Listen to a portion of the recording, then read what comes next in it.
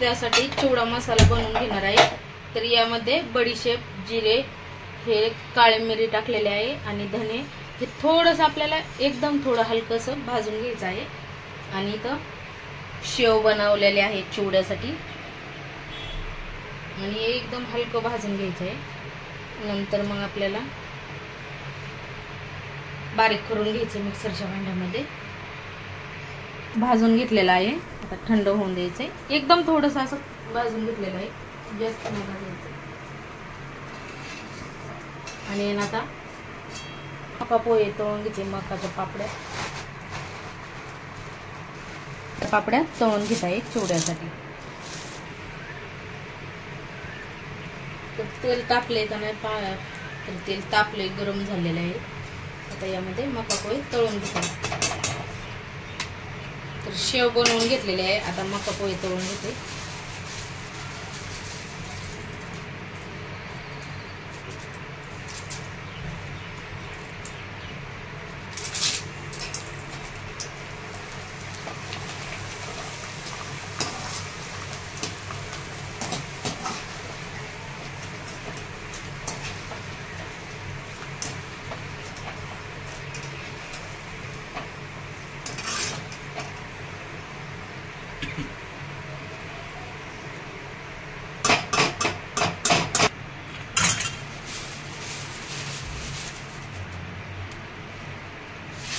मका पोहे आता तळून झालेले आहेत। आता आहे ना शेंगदाणे तळून घेते। तर शेंगदाणे निसून घेतलेले आहेत, कधी कधी ना पांढरे असले खडे राहते।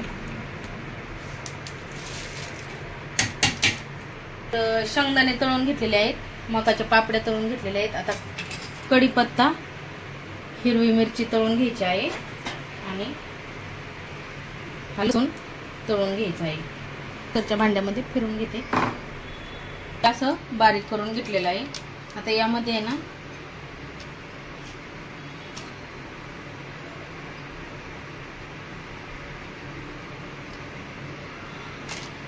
चाट मसाला टाकणार आहे, 1 चमच चाट मसाला टाकलेला आहे।